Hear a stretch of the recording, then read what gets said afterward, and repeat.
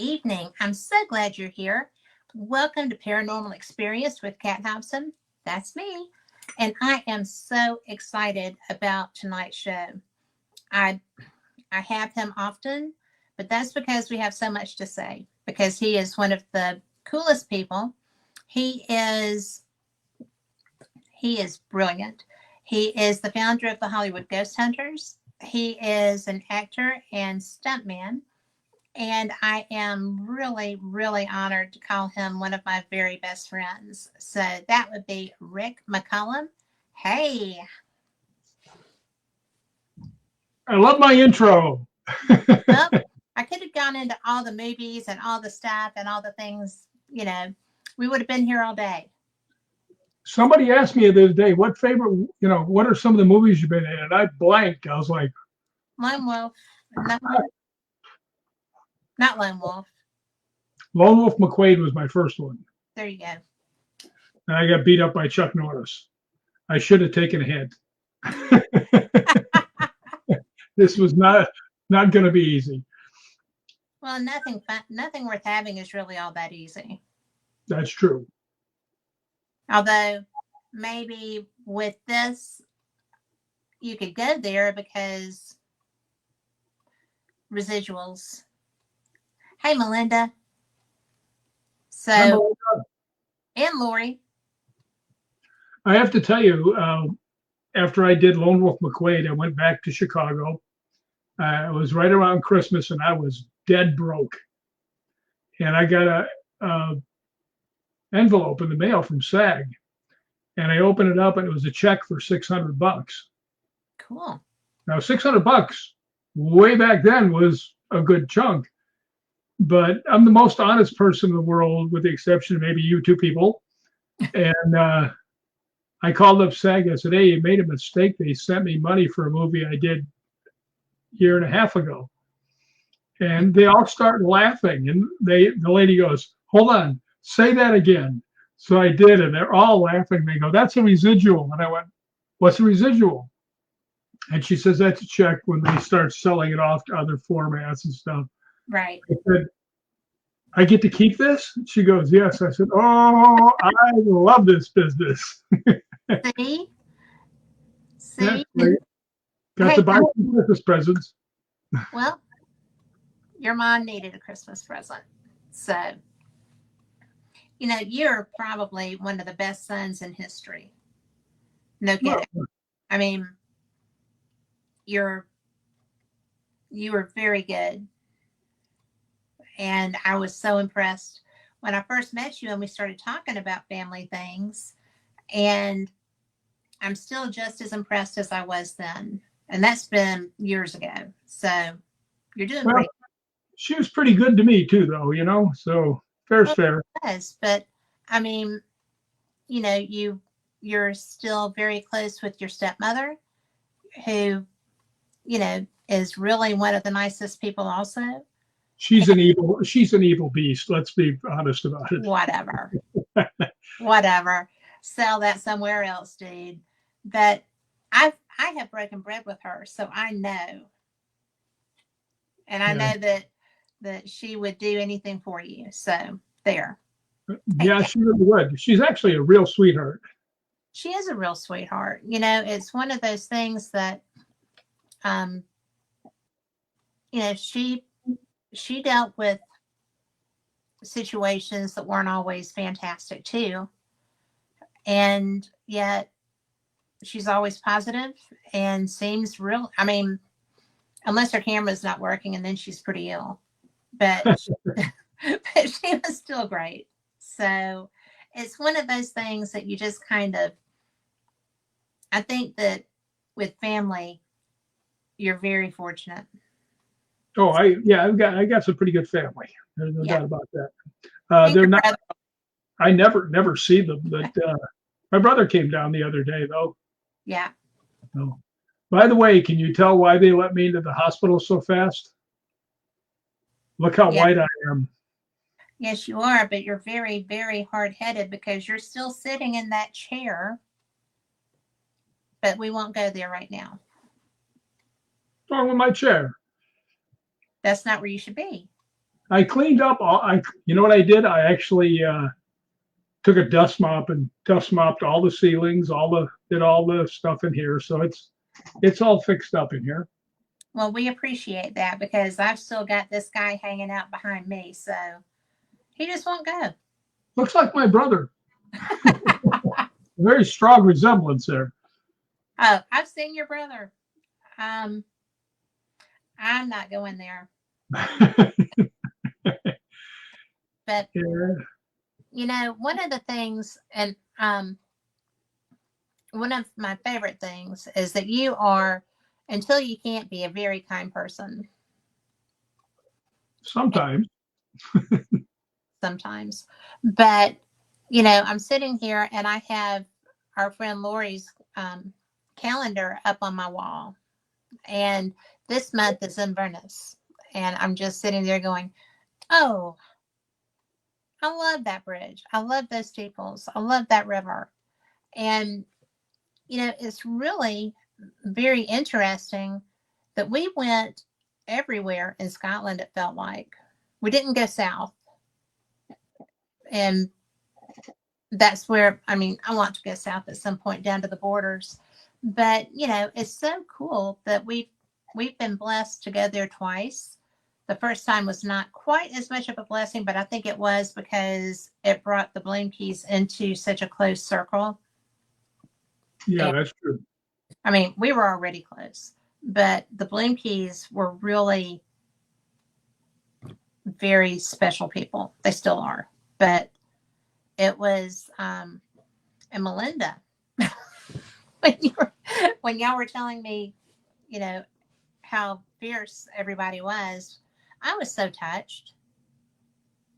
And did I get that right? I don't know. You were talking to Melinda, so I don't know. Okay. Well, but I mean, I'm just like, well, I'm just making sure that, you know, because I'm so terrible, I get things mixed up sometimes. But I do know that I didn't have enough nights. So that was one fantastic woman. Yeah, we just had a really good time.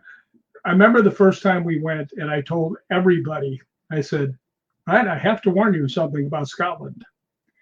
If you go to Scotland, you're going to go back." Do that. And we did. And we did. And Rick's Traveling Circus of Ghost Hunters. what we're very good at it. I Yeah, mean, that's we true. hunted with the big dogs on that trip. There were nights or mornings, really, mornings I didn't know where I was. And that's why when you were talking about all the things that we were booking and stuff, and you're like, we're going to be, and I was like, no, no, you're traveling with women. We have to be someplace at least once for 3 or 4 nights because we're going to have to catch up on things, you know. And you thought I was crazy, and then you Still booked do. St. Andrews. Well, that's a whole other story. But yeah, and then you booked us into the dorms at St. Andrews for 4 nights, and that was the coolest thing ever. Yeah, that is really something. And I was so hoping that one of you would have heard the scream. No, I would have liked to, maybe. Oh, it was horrifying. Yeah, I don't know that I would have really wanted to hear that. I But wanted somebody else to hear it just so they could say, "You're right. It is there." well, but I think that your reaction was so visceral that nobody doubts that that happened. Yeah, especially when I went running out in my underwear down the hallway, trying to see who was attacking this poor woman. Looking for battle. Yeah. Yeah. Well, I think we can all be thankful that the dorms were closed at that Yeah. point. So Well, that would have scared anybody away. probably the ghosts even. No, There's a large funky thing in underwear running at me. Help! well, you know, I just think that, you know, when we first met, we did that ghost hunt at that brewery, not a brewery, distillery. Mhm. And I thought that was fun. That was when, in fact, y'all announced that I was the host of Fate magazine, because when I told Kane we hadn't really announced that yet, he said, we just did.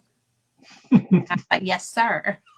So good job, dude. So Yes, we did. I don't argue with Kane, but it's so funny because um,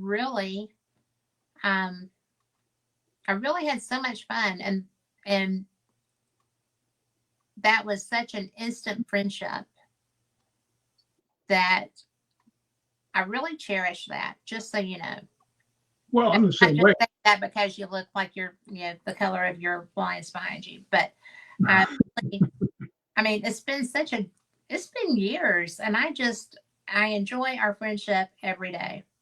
Every time we talk or message or whatever, I'm thankful you're my friend.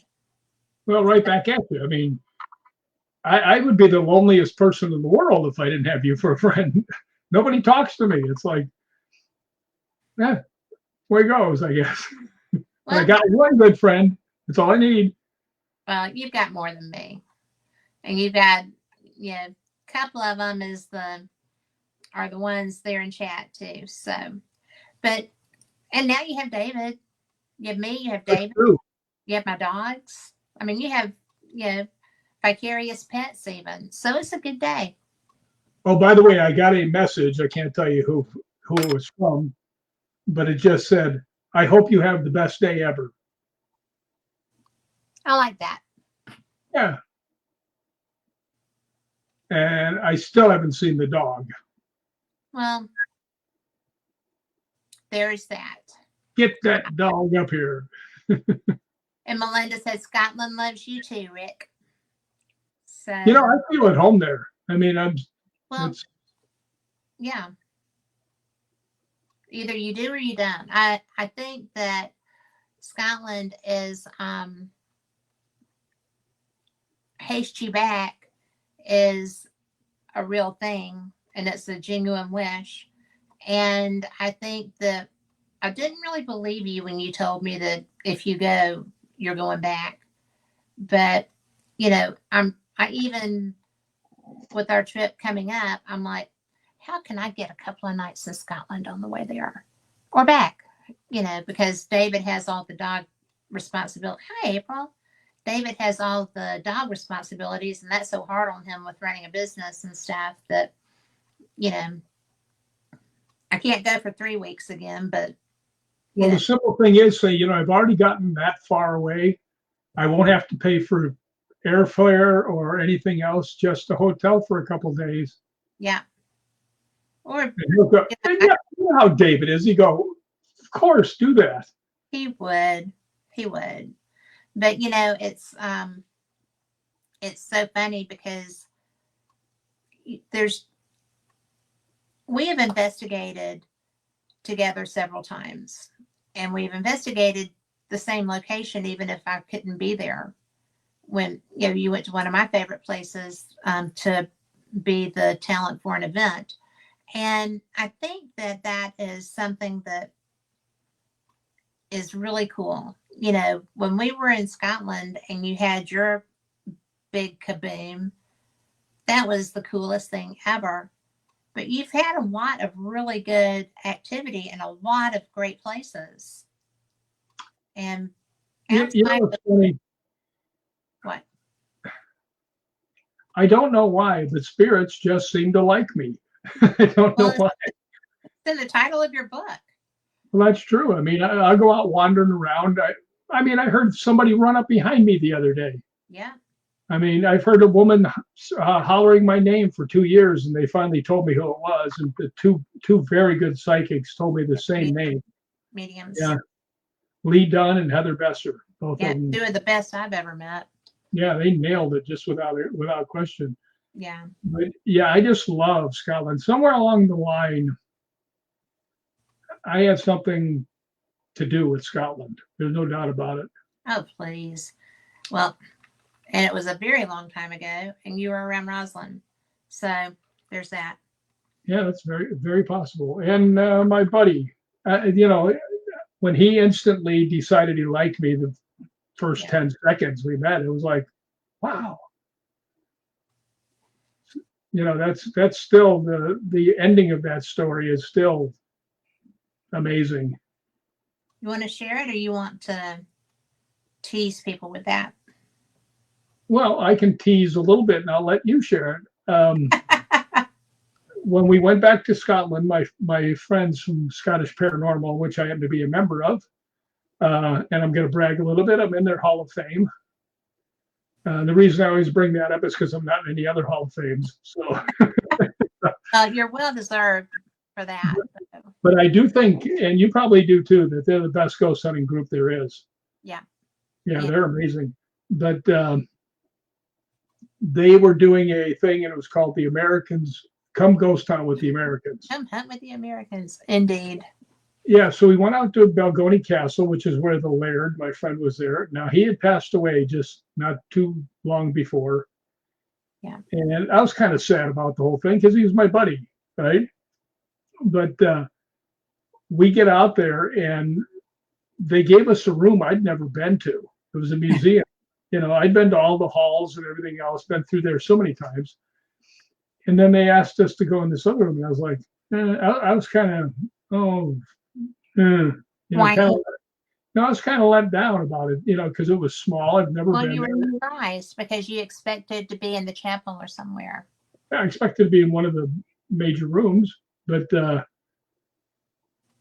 when we got in there, we set all of our equipment up, and we had everything in the history of ghost hunting that could light up on that room. Mikey was up there with his cameras. You were there with your cameras. Lori was there with her K2 meter. I was sitting there with a K2 meter. I mean, there were K2s all over the place, and the REM, Mikey's REM pod. We had, I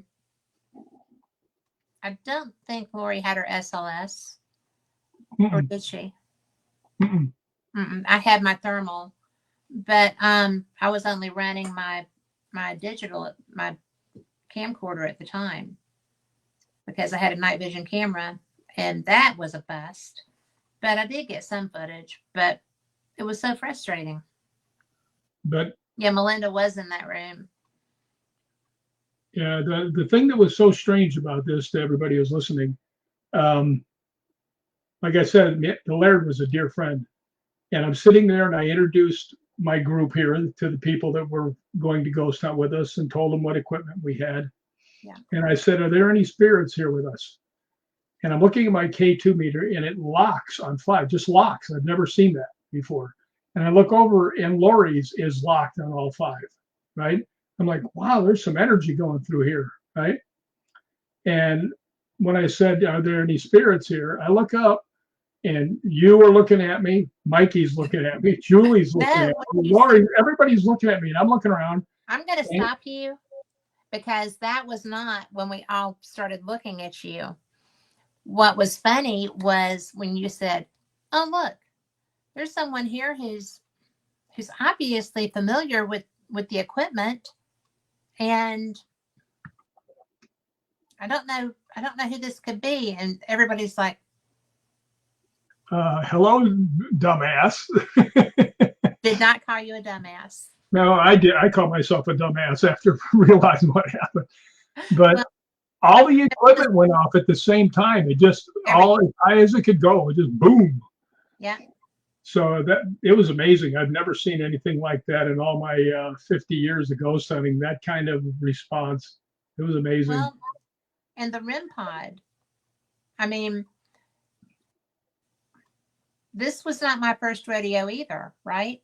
Yeah. And sitting there, and my camera keeps shutting off. I think in Mikey's video there were 9 shutdowns, battery drain shutdowns, and my batteries were full. And every time I turned it back on, they were full. So that was a trip. But everything's going off. Every K2 is just going insane. Mikey is sitting there, filming everything with eyes the size of, 2 order of grits. And I'm just like getting frustrated, but I'm looking, and in Mikey's video, it doesn't really look like this is the way it was happening. But from where I was standing and, sitting, that REM pod looked like the electricity was climbing the antenna. And I'm just sitting there looking at that, and then I'm looking at you like, hello. And you're like, well, you know, this is somebody that's familiar with this equipment. And I'm like, what?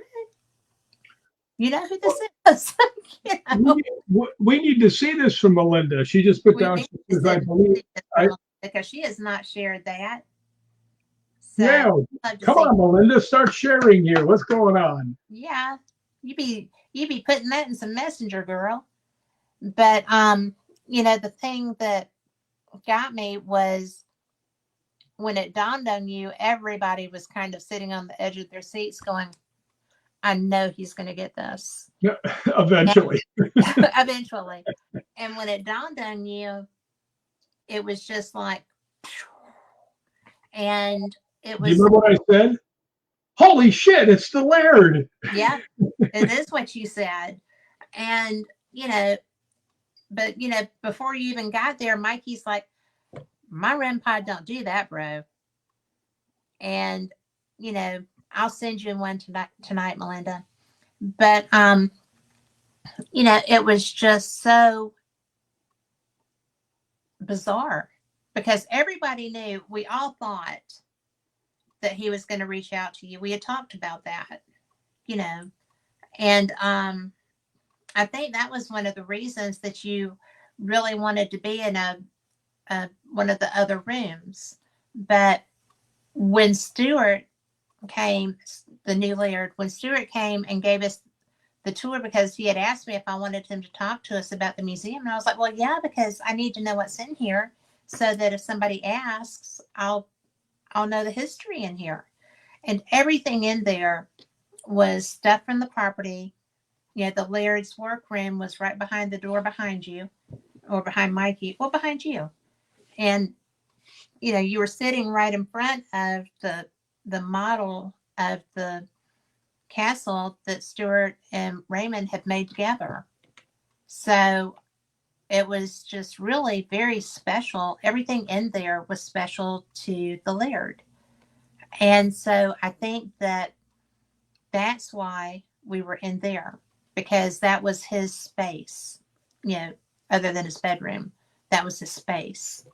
And they wanted, and all of them knew, all of them anticipated that something was going to happen too. And boy, And ever. Jeez. whatever. I've never seen activity like that. And I have done this for years and years. It was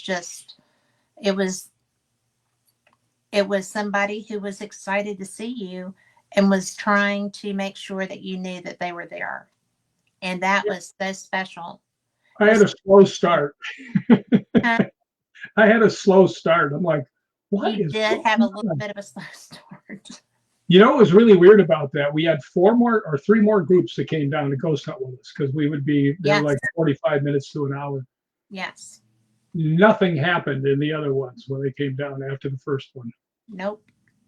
Yeah. And something, and Melinda, I would like to know if you got something, because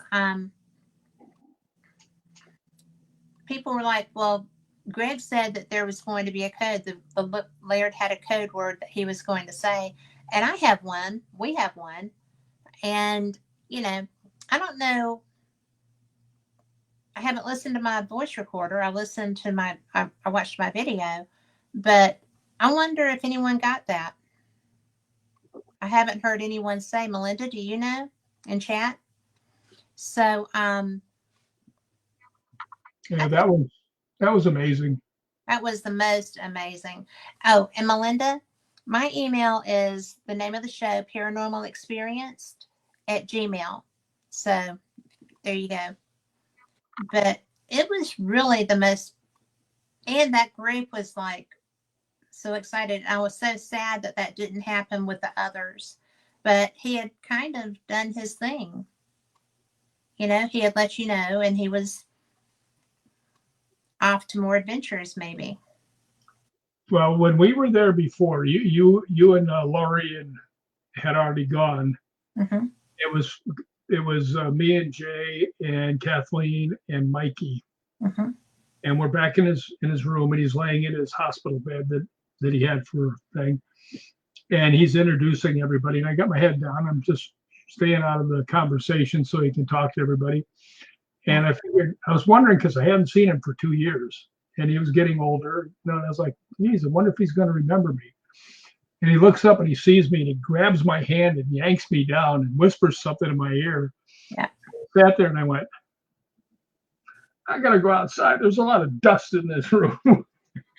I didn't fool anybody. No, I didn't fool you didn't anybody. even fool him. I mean, hello. Yeah.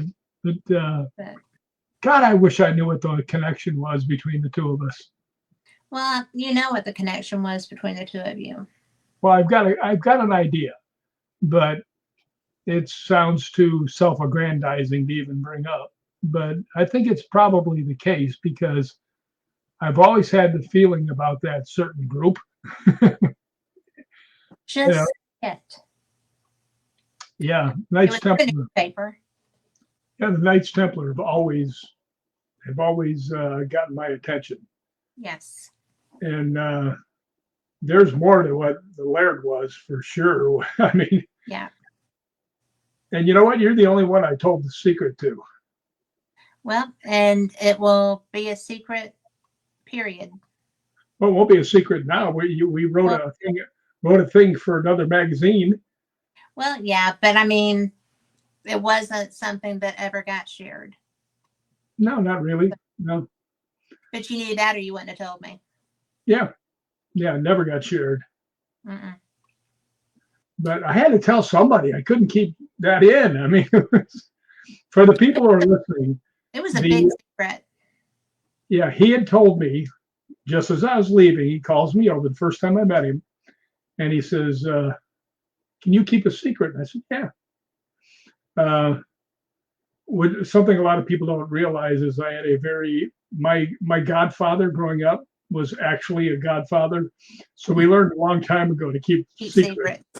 Yeah, but I said sure, and he tells me, he says, you've got this thing about the Knights Templar, right? As a matter of fact, he told Gregor, if I read what he was saying right, that he says about Rick, he's got a connection to the Knights Templar. So I think that might have been what happened. But anyway, he just says to me, he goes, I know you like the Knights Templar. He says, and I don't remember the exact number. I think it's like 227. He says there's 227 living Knights Templar in the United States. And I'm like, what? I said, how do you know that? And he smiles at me. He goes, because I'm in charge of them. Yeah. So the last time I went back and he was real sick and I knew I wasn't going to see him again. It was very sad. And he asked me, I started to leave. It was just me and Gregor, the only two there. And Gregor, by the way, is an amazing guy. He is an amazing guy. And the whole group of those guys are amazing. But I start to walk out and he goes, Rick. So I come back and he goes, I didn't tell you the whole secret. And I was like, wait, there's more? And he goes, did you tell anybody? I said, no. And he goes, there are actually Knights Templar all around the world. Yeah. And once again, my thing, I said, how do you know that? And he looks at me and he goes, because I was in charge of all of them. Yeah. Which, I mean, that hit me like a punch in the stomach. It means that I'm standing here talking to the Knights, the Grand Master of the Knights Templar. Exactly. I mean, and I never wanted to say anything, and I would have said anything about it at all, but it alluded to the fact in his obituary. Yeah. Which really is astounding. Yeah. That was in his obituary.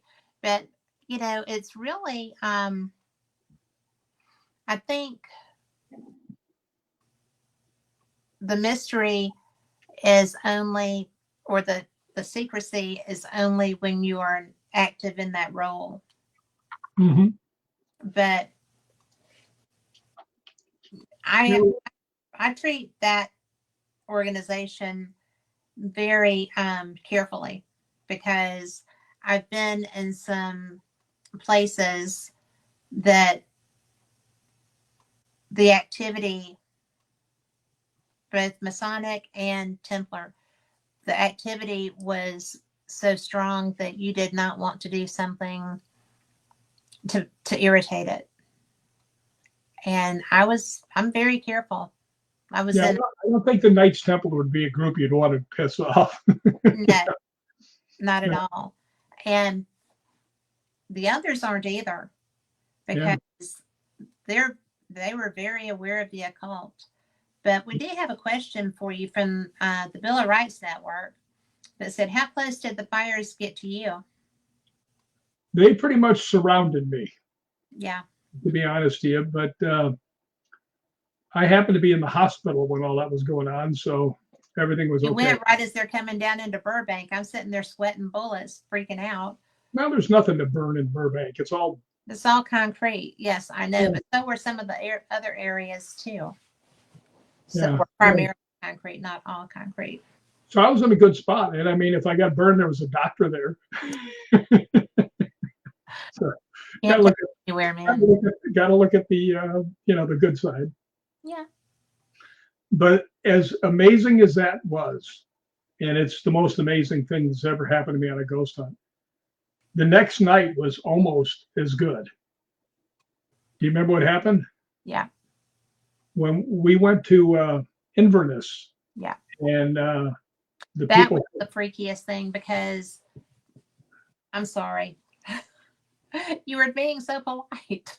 I know, I got bitch slapped too. You did. You got ghost slapped. My knees are really bad, and we had walked, according to Lori's mileage thing, 9 miles that day. Yeah. And I need 2 knee replacements, so it's not like it was real easy to walk that far. But I mean, I made it. I wasn't too bad, but I was late at night, and we went into this graveyard, which Liam, who is the head of Highland Paranormal, which is a tap group. Yeah. He told me later on, he says, nobody's ever ghost hunted that place.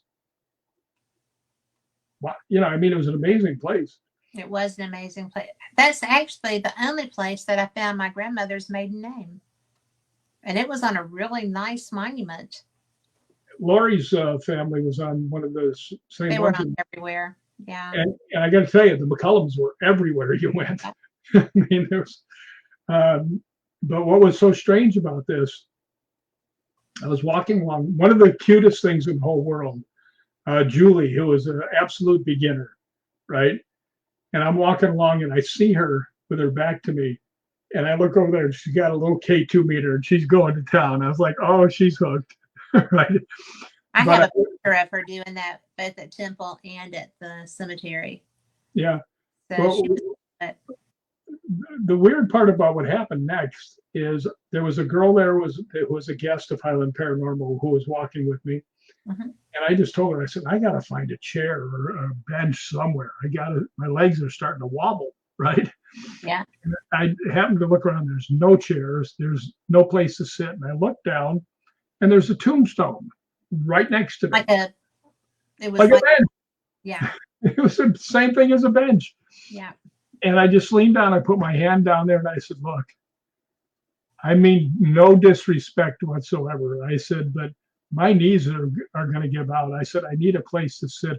I said, I hope you'll be okay with that. And I sat down and I had my K2 meter, which had not gone off the entire night at all, 0, which is unusual for me because I usually get a lot of K2 stuff. But I sit down and it goes 5 lights, bam, instantly, right? Yeah. And the girl looks and I looked and I went, is that you telling me to get off of your thing? Bam, 5 lights again. Yeah. And I just said, is it okay if I just sit here for like 30 seconds? I said, my knees are so bad, I'll fall flat on my face. And it just kind of twinkled between 2 and 3. Yeah. So I just sat there and the girl's looking at me and she's kind of like, what is going on? Right. Yeah. And then it goes all 5 lights again after about 30 seconds. I said, do you want me to get off? Boom, 5 lights again. Yeah. And she's looking, I said, if you give me all 5 lights again, I'll get up and leave. Right. Bam, instantly. And she goes, what are we going to do? I said, I'm getting up. I turned around, I put my hand on there. I said, thank you for letting me sit here. So if I ever get to go back, I'm going to go back and talk to him again without sitting on him. Yeah. But I mean, you talked about, instant, bam, bam, bam, bam. It was amazing. And I actually told Kat this. And she came back one of the best replies ever. Uh, this was the day after what happened with the Laird. And then this. And I was like, I just looked over and I said, I think I might quit ghost hunting. And you said, you're never going to do that. And I said, where am I ever going to find two pieces of things, evidence like this, ever again? Yep. Right.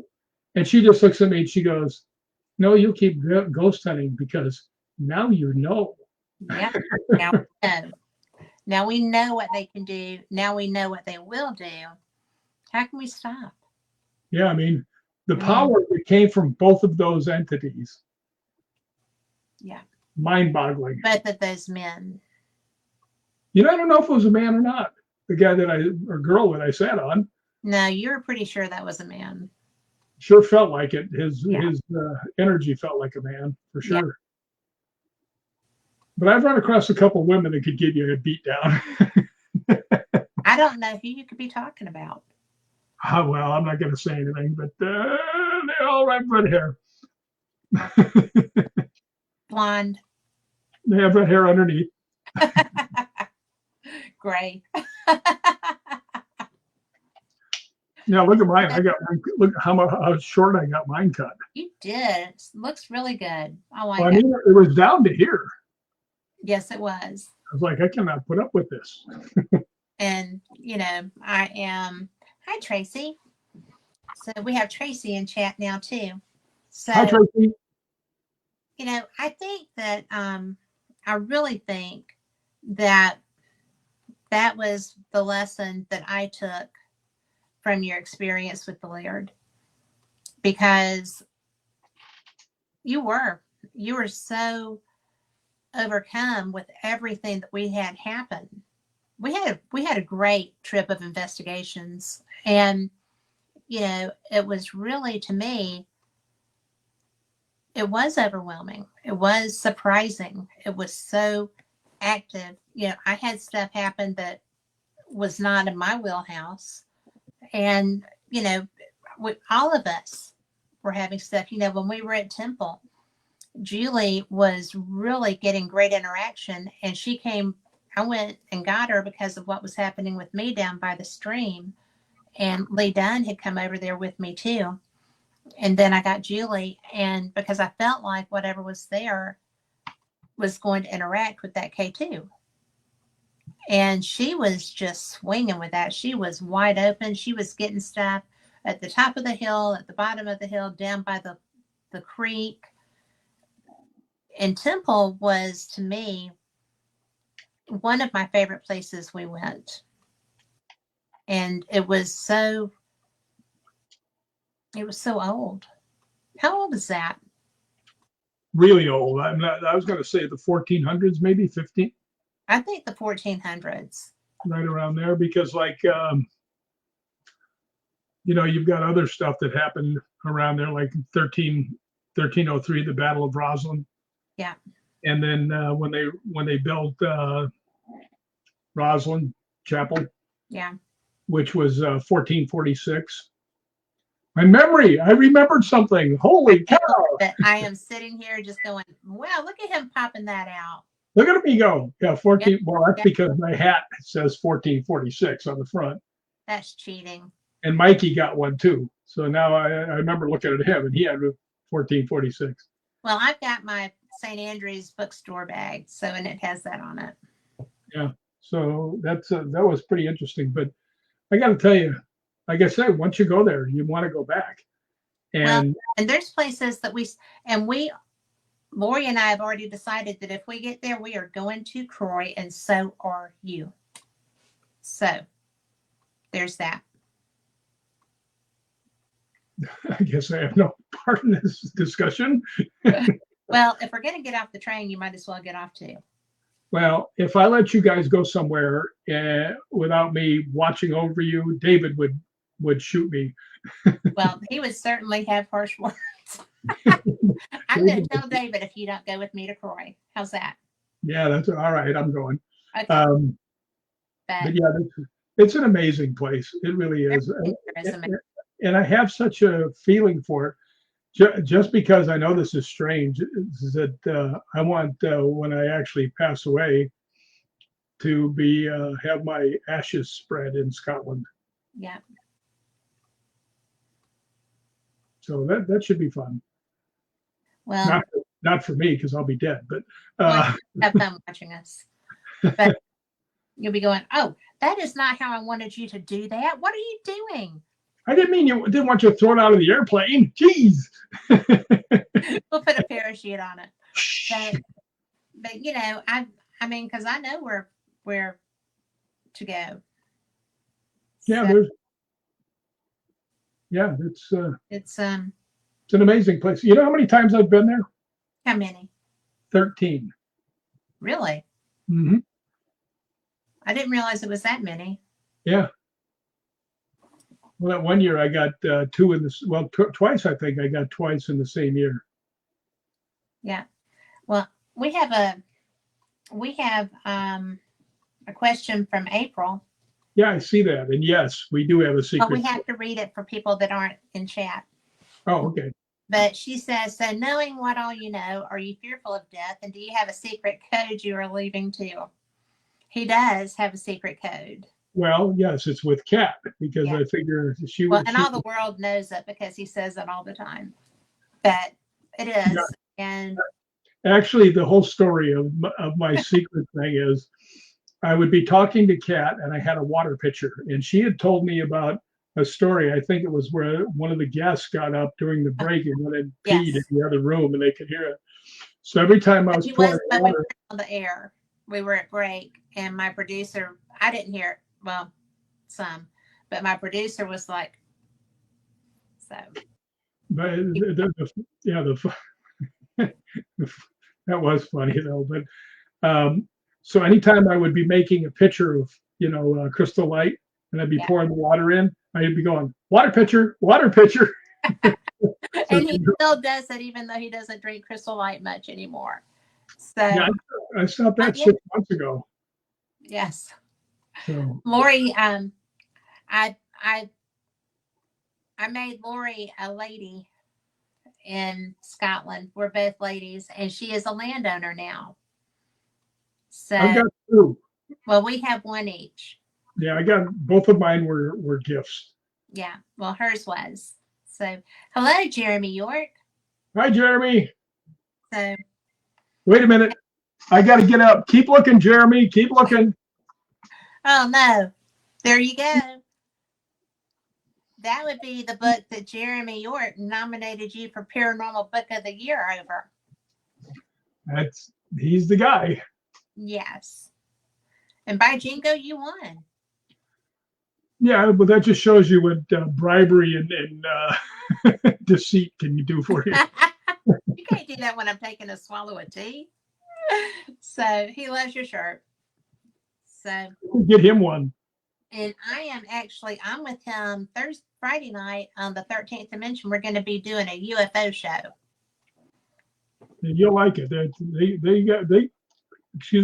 get pretty deep into a lot of stuff. So it's a pretty cool show. I think it will be fun. I like that show too.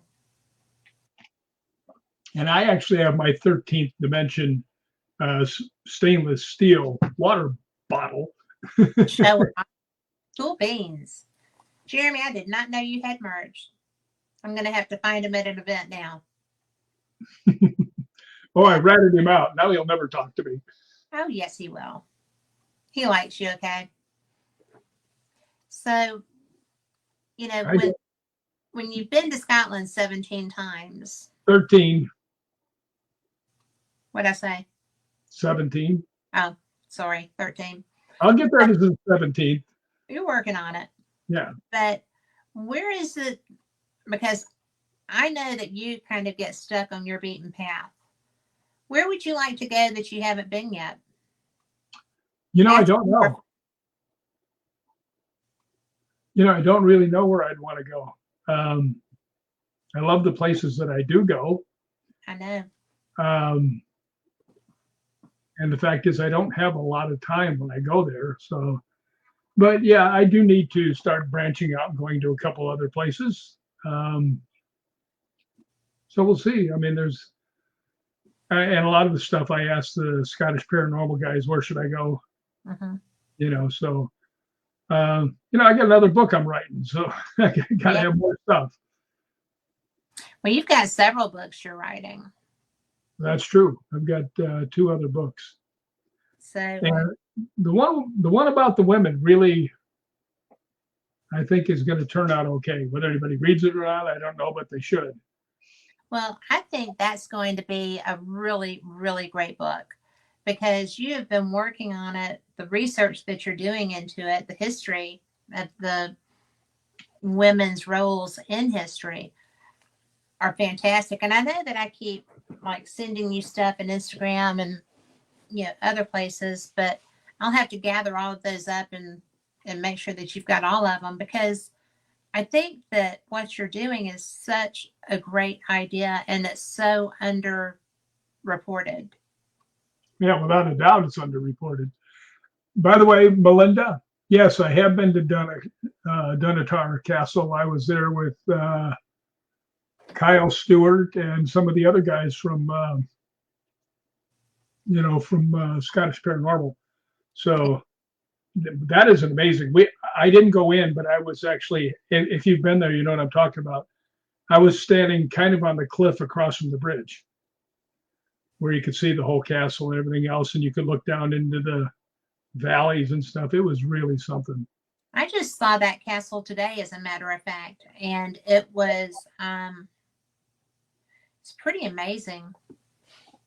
Yeah, it was actually very amazing because it's one of the bigger ones. It's right out, just like all the other castles. It's right on the edge of the water, and yeah, That's something that I didn't realize when we were traipsing all over the country. Is the first time for sure because we never got to see anything, but the second time I was so surprised by how close we were to the sea almost all the time. When you're at Balgony, you're close to the water. When you're you know, in obviously in Inverness, you're right on the water. But it was such a surprise to me when we were in these little places and everything has water around it. well, Big, St. Andrews, we are surrounded by water. I know, I love that. I went and got in that. So That little beach, I don't know why, but it calls to me. I've sat down there for hours at a time, I could do that. just me sitting there. And a lot of times I have people come up, sit on the bench, and talk to me. So that's kind of Yeah, cool. yeah. Well, you sit at the harbor. I could do that. That's a really incredible place. Yeah, there's just something about it, the vibe that you get from the place. Well, when you think about all the people who have come and gone there, come home from the sea, gone to sea, it's really kind of easy. It's very natural feeling. You just Yeah, get such a nice laid back feeling. It's like, it's yeah, I can do this. that place is home. Yeah. So it's a great place to stay if you're there in the right time of the year Yeah, because they only open up the university during the summer months when there's no classes.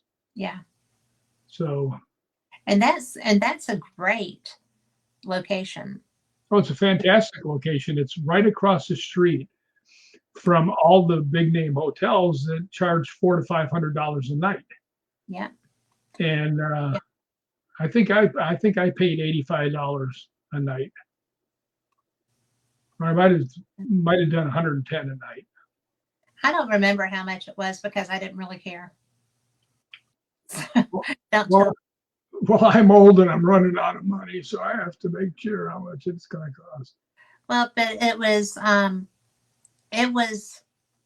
the breakfast was great. I finally, when we were in Paris, I learned from one of the people that worked in the restaurant at the hotel how to work those coffee machines so that I could get a coffee that I would not, bleh, from drinking. And she said, if you like a latte, just get a cappuccino and sweeten it. And so that's what I did at every place we went that had those. And, you know, St. Andrew's cafeteria, it's a wonder any of those kids can fit their clothes at the end of their semester because that was good food.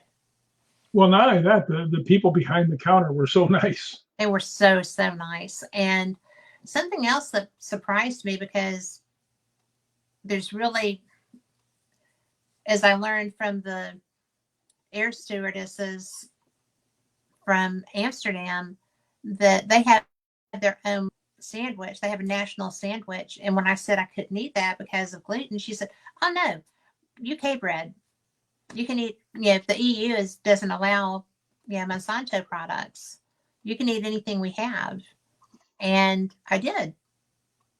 But yet gluten-free bread was something that was in a lot of places in Scotland. So that was pretty cool. Well, my favorite place to eat in there, one of the places was Five Guys Pizza, which I didn't get, never got pizza. I always got the burgers. Well, it's hard not to get the burgers. Those were good. So you're talking in Edinburgh, right? Yeah, it's right. It's right next. Great burger. Well, it's right. It's right next to Motel One, where we stayed. Yeah. And what's so cool about the Scottish people? There was a lady there that was roughly 65 years old. Yes. Who was always up at the front. And it's a very hectic place. And she would always wait on me because I'd go in there like a couple times, a week just to get. They're really good burgers. But I would always go in there. I'd get a chocolate shake, a large fry, and a bacon cheeseburger. And I remember like one of my last days there, I went down there at night to get something to eat. She wasn't there. I was like, oh, that's too bad because she was real nice lady. And I thought, you know what? I'm going to save some money here. I'm not buying the extra large fries. I'll just get the burger and the burger and the shake. Right. So I'm sitting there and I look up and she goes, I hear, psst. I look up and it's her. She just came out of the back, right? And she hands me the bag and I look inside. There must be 58 pounds of fries. They forgot to put your fries in. I said, I didn't order any. She goes, that's okay. I did. So they're so nice. They are so nice. And it was really everybody that we met. J. Craig Miller is probably one of the most dapper and charming men that I've met, and he's so kind. No, he really, really is. Yeah. Another person that he and I instantly liked each other. I don't know what's going on over there. These people need to, get a little more discerning. Well, don't say that. I like you. I'm discerning. Well, that's only because I told you about the water pitcher. Yeah, because I wouldn't have talked to you if you did. After being traumatized by that guest. It turned out that the pets anyway later. He wasn't at the time. That was just and I would never say who that was, but it was just like, turned out to be a pets later. So that was okay. Should I have killed him? I handled it. Not surprised. Does not surprise me. No, just rude. So that doesn't usually go over very well with the Scottish people. Or this person. So. Yeah. But I have to tell him my ascent into heaven story. Yes. Laurie and I and Kat were all walking along up near the castle, Edinburgh Castle, and they have these big cement pylons that are like this. They're well, it's the grass market. It becomes a pedestrian walkway. Yeah, they don't want anybody running over the people who are sitting out there eating lunch or anything either. And I'm walking along and I'm looking up at the thing, and I walked with both shins right into this damn thing and went face first over the top of the thing. He saved it though. Yeah, boom, little almost face plant. I was able to save myself at the last minute. But what was so funny, I hit the ground, boom, and I started levitating. And I'm like, well, at least I'm going up. There's And what it was all the people that were there at the lunch, and they saw me fall, and they just went. It was like NASCAR. I pulled in and, for a thing. and they were fast too because Yeah, I'm still trying to get around the pylons and they're already getting you up and they were they were oh sir, oh sir, are you okay? And they were so concerned and so nice and I'm like, he's all right, he's got that. well, I was trying to think one day how many times I've actually fallen down in my life, including the stunts. And when you figure a lot of Can't times you count do, stunts. We'll be here for years. no, I mean, if you counted the stunts, I mean, going off the hoods of cars and downstairs backwards and all that stuff, that God, it's got to be well over 1,000 times. Oh, I'm sure. I tell you, some of them put an owie on old Rick. Well, the crashing head first into the barrels, that was Yeah, but we were only going 20, 25 miles an hour when I got thrown off the hood of the car and into the barrels. oh Yeah, my that oh, one, that one left a mark. But I will tell you that something funny. did have left a mark. That was crazy. Well, what's so funny is that when you're doing stunts, if the crew thinks you're going to get hurt, they all show up to watch. True. Now, I'm going out there, and this whole scene was I was a werewolf, and I was in a werewolf suit, and I'm supposed to jump on the hood of the car and break the windows and reach in and try and grab these people out. And the guy takes off going backwards 20, 25 miles an hour, and then say this is the car, right? And I'm over here. He goes taking off, and as he gets right into the barrels, he goes and just launches me Yeah. even faster into the barrels. And I go on there head first and shoulder first, and the barrels start flying like bowling pins. Yeah. And they keep flying and hit me in the head and in the ribs. And I mean, every boom. I felt like Mike Tyson was mad at me, right? But man, when I landed on the ground, I was like, oh no, that hurt. Right? But what was so funny is this one actress came up to me, and Andrea Bogart, real sweet girl, one of the leads, and she came out just before I was taking off to do this, and she goes, "Rick, are you gonna get hurt?" And I went, "Yeah." She goes, "How bad?" And I hopped up on the car and I turned around and I said, "Let you know." Oh, I'll let you know in a minute. And the car just goes. Yeah, that was. And here's a funny one. My friend Richard, who was the I did. director. After I went bashing through all the barrels and stuff, I'm laying flat on the thing because the car takes off. They don't want to see the werewolves. So I'm laying flat. And everybody comes running over because they think I'm dead, including me, right? And I'm laying there. One of the guys that happens to be in Hollywood Ghost Hunters, Robert, who does all the special effects stuff, he comes over and he's taking off the helmet. And there was a part in there where this one barrel flew up and the edge of it hit me dead square in the ear and just cut open my ear. I could feel the blood coming out of it. Right. And I'm laying there and he's taking it off real careful because he saw me go head first into the barrels. And I'm just laying there. Richard comes running over, right? And he goes, "Oh my God, are you okay?" I was like, "Well, up to my waist so far."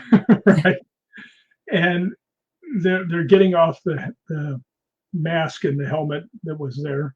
And it was so weird because I knew they would see the blood coming out and think that I had hurt my brain, which is be really hard to find, much less hurt it. But they pull it off and there's blood coming out and they're all going, "Oh no, oh no." And I said, "It's a cut. One of the barrels hit me in the ear." Right. So they start looking. I said, "Oh yeah, it's a cut." And I said, "Yeah." So Richard looks at me and he's still real concerned because I really blasted into these things. Right. Right. And he looks at me and he goes, "Are you okay?" Right. I said, "Will you just say the three little words I really want to hear?" And he looks at me and he goes, "What three little words are that?" I went, "Perfect, moving on." And he turned, that's when you know that they like the shot. Right. And he just turns around, looks at the crew, and he goes, "Perfect, moving on." Let me play there. Go, "I love you, man." So, yeah, that one hurt. In the can, be done. The other one where I went off the mini tramp into the steel wall and landed on the concrete on my head wasn't much better. So the Well, fun part all about that, landing on your heads explains a lot, though. well, either I have a very heavy head. Yeah, boy, I hit that thing so hard, the door went flying backwards. I mean, somebody asked me about me and Kane when we do stunts, Mm-hmm. and they said, "Well, how do you do it?" I said, "Anything we do hard." Yeah. And I said, "Is if somebody tells us to run into the wall and the wall's still up, we're going to get pissed off." Right? So, yeah, both Kane and I were known for smashing the hell out of stuff, Including each other. and yeah, including each other. Yes. Well, really, to me, it's really interesting because I've never seen you work in that area, but I know how you do everything else. And it's like, yeah, no wonder he got hurt. I Yeah. can see where this would happen. Yes. So it's not a surprise to me to know that, you know, there have been things that, like the North Carolina, when you were filming that show on the North Carolina and you had to go down the stairs backwards. I think I broke my ribs on that. I think you must have. I mean, just from how you described that, that was tough. What movie was that? I don't remember. Well, I have to tell you that it's my favorite thing that you say, which is you're such a terrible dancer. You did it once in a movie and you got killed. Yeah, I also sang once in a movie and I got killed. Yeah. So I think that's a funny thing. If you're going to get killed for something, it might as well be dancing badly. I got killed in almost every single movie I was in. I mean, can we talk about taking a chainsaw to the crotch? I mean, oh my God. Come on now. Victor Crowley, right? Yep. Yeah. I told the guy. I don't watch those. I get points for that. That's true. Scars mean you've lived. But yeah, that's true. In Victor Crowley, I was one of the bad guys trying to hunt down this guy that's very much like Victor Crowley, like Jason Voorhees, and he's just murdering everybody. And there's only two guys that were real hunters, me and RA. Everybody else was trying to get the bounty that the guy put up, that Tony Todd put up, who, by the way, just passed away. And super nice guy. But yeah, that whole thing was there. I'm out there, and me and Colton, who is the comic element, we're out in the swamp. We're sitting in here, and he looks over and he goes, "What the hell is that?"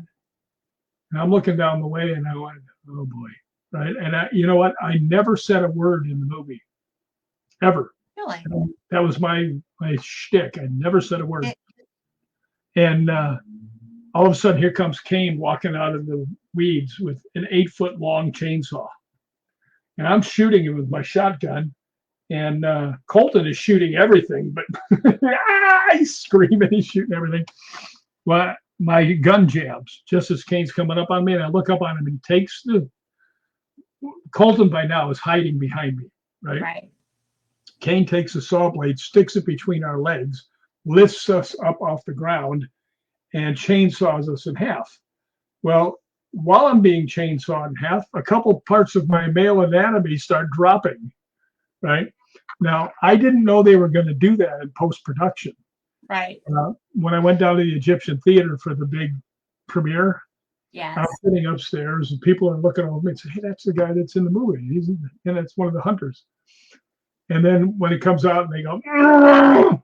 And these two round objects would look like they were on strings start dropping. everybody in this whole place just goes crazy, right? And it goes farther down, drops, and they're screaming louder, and then they fall on the ground, and the place goes just freaking ballistic. And I'm just sitting there going, well, I guess I know what I'm going to be known for. Now you're famous. My testicles are, because they actually use them in the next movie. Really? They were hanging up in a tree, and this guy comes in and goes, "What are these?" And Derek Mears goes, "That's some guy's balls. Leave them alone." Oh, well, that would be the final insult, wouldn't it? To, have them become like, little clackers or something. Yeah, Kane always put me in these positions to really get destroyed.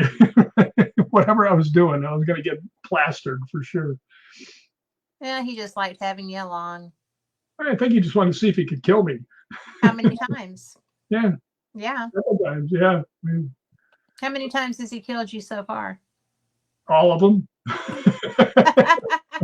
Every movie I did with him, he killed me. I don't know. It's a lot. It would be. I've done 30 movies with him. Wow. I didn't know we've done that many together. Yeah. And first one I ever did, Lone Wolf McQuade. That's where I met him. And then there was all these other movies. Hold on. Don't go anywhere. 1 second. Oh, ow. You should shut off your mic just in case. I'm not going to kid you. That was so funny when my producer at the time said, "I'm here. Make sure you mute your mic when you walk away." Oh, I wasn't going there. I actually went in the other room to see what the name of the movie was where I got busted up my ribs. It's called Checkpoint. Oh, okay. And that was Bill Goldberg was one of the stars. Kane was in it. And yeah, I was famous there for grabbing one guy and taking him out in the middle of the field and telling him, "You ever talk about me or Kane like that again, I'll beat your ass in front of the whole crew." He's bigger than me, right? What'd he say? Yeah, he kind of knew that he'd overstepped the line, and he knew that I could beat his ass. I was more than willing to do it. I don't like people picking on me, and I don't like a guy that says he's a guy's real friend back talking him. I just, stabbing him in the back. Don't like that. Well, you and I both have that weird sense of honor. Yeah, just and I will take a person down. Well, there was a time when we almost both did it at the same time. We did. Sterling Castle almost had more stories to tell. Yeah, I still like your line. It's not my problem. Well, it wasn't. Yeah. My problem was her. Yeah. So I didn't care. Fortunately, for a woman who wasn't that intelligent, she knew when to leave. Because it was quickly. It wasn't going to be nice. So yeah, it was interesting. Well, I'm sorry. I'm very Southern, and I don't try to start stuff. But I mean, I'm not going to take stuff either. And this woman had been hideous already. And, it's really funny because because of you being the talent for that tour, I had really promoted her a lot. And I had several of her ambassadors on because I thought she was the real deal. And, it's very telling that when we got to Sterling Castle and they had never heard of us, she said that her assistant had been supposed to order the tickets. So I sent a message to May Herndon, who we're going to Ireland with in September, who is very professional and very kind and a very good human. And she told me that no, she hadn't had anything to do with it. And that's when I was done being nice. There you go. Okay, now this is the QR code. If you are watching, you can scan that right now with your phone. We'll give you a minute to get your phone out, and you can check out the tour there. Hold it up there for another minute or two, Rick. And it's just it's just so exciting to be going with somebody that know is professional, because after that tour, it was so bad. I mean, Lori and I got left in a roadside hotel and nobody knew where we were. It was that kind of bad. But we called in the cavalry and did not run screaming out into the night. We waited until people knew where we were and what to do, and then we took a cab, went back, and all of our friends were there and got us taken care of. So it was pretty okay. And Rick gave up his room only to be put in the owner's suite because the owner thought that he was so charming and such a gentleman, as he should have been. Okay. That really got that woman mad. Yes, it did, because she kept trying to take my room. But you want to know what's so funny? That Joe Smiley is a wonderful human being and took care of us. Oh, he is. He's an amazing guy. My favorite part was when you said, we want the room for next day. And this evil woman goes, I'm the one running the tour. She says, I understand you have an opening. He goes, no, we don't. Somebody already booked it. And she looks at him, she goes, who booked that room? He points at me and goes, he did. Yeah. But if you save a damsel in distress in Scotland. You still have that. It's always on my desk. Yes, that came from the Wallace Monument. And I had bought them not knowing I was going to need them while I was in Scotland. So I had 3 different nights aside from Mr. Smiley. And one of them was a chick. So pretty amazing humans. And Jay. I know, I said. Well, Jay, Melinda, and you. All of y'all went to bat for us. Well, you would have gone to bat for us too. So that's just without it.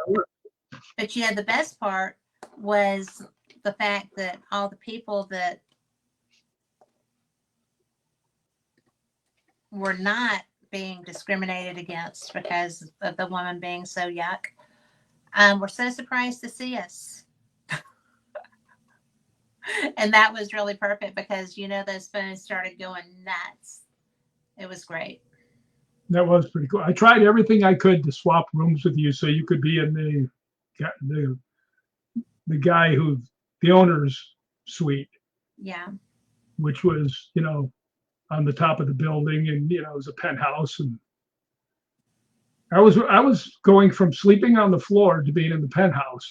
It was but he was in the penthouse because he offered to sleep on the floor if they would let us have a room, his room. So they took care of him, as they should. Ta-da! Here's the front. Yay! Good job. And it is mysterious. No, it is so absolutely not. Never ever seek a mysterious adventure because they don't end well. But this is Secret Ireland Tours. Yes. And I will tell you that this individual is one of the most professional and wonderful women. When we booked the tour, the first tour, she was partners with the woman who wound up doing them because she, could not work with the woman. She was so hideous. So everything was already set. She thought that everything would be good, and turned out that the ineptitude of the other woman overcame all the planning. So there's that. But such is life.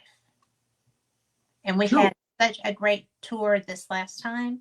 We started in Edinburgh, took the train up to, where did we take the train to? Perth? I think we went to St. Andrews first. But I don't know. No, St. Andrews is not trainable. We had to take a car station. We rented cars and stuff for a lot of that stuff. Well, we hired drivers. We weren't driving. And I think that probably the Kingdom of Fife is my favorite. I love everything there. Did you know their king, Barney? Mm-mm. Yeah, Barney Fife. Oh, shut up. I can't take you anywhere, but Nor would you want to. no. Well, I don't know. You got I'm your never on the top of the list when I get to go play. But yeah, that's Natalie. Thank you. pretty interesting stuff. Well, it is pretty interesting stuff. When I'm going to put this out there because you were with me, but when we were in Culloden, I mean, you were there both times that this happened. I'm not a physical medium. I'm not. And I had two different instances that were so. You think that? Well, I didn't know that that was a thing for me, but apparently maybe it is. But it was so weird because we were in this beautiful house at the Writers Museum, and we were so excited because we were the first people like us to be able to go in there, and I got whacked in the back of the head. So there's that. And then on Culloden, I got shot. I was glad you were walking with me because that really hurt. So we left. I was thinking about running away, but then I figured I'd better hang in there or Dave would get mad. You weren't going to run away. You wouldn't leave me. No, I wouldn't. But it was weird. I mean, that's why I said you might want to rethink this whole physical mediumship. I didn't choose it. Well, I mean, you. I mean, I didn't do anything to create the environment. It just happened. So. Now, do you want to hear some of the places we're going to go to in Ireland? Please, yes. We are going to go to Leap Castle, which a lot of people think is the most haunted place in the world. You know better. I actually think that, what is the name of it? I'll get to it here in a second. The Hellfire Club. Excuse me. Yeah, I think the Hellfire Club is more haunted. Because we had a lot of stuff happen at the Hellfire Club when I was there. But I mean, was it more like more individually active, or was it more? No, it was more individually active.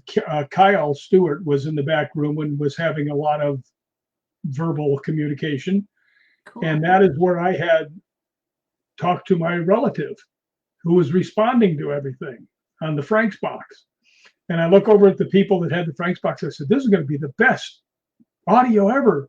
And they went, oh, well, we're not recording. And I'm like, no way. I'm going to kill you. Yeah. But that was interesting. So, what was the favorite part?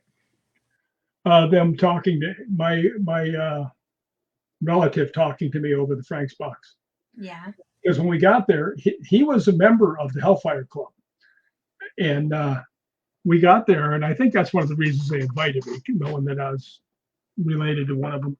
And we get there, and I start talking, and I said, yeah, can I ask a couple questions? They said, sure. And I said, my name is Rick. I'm from the United States. I'm here to say hello to one of my relatives, John Wilkes, right? And it doesn't say anything. And I said, yeah, I just wanted to say hi. And it goes, relative?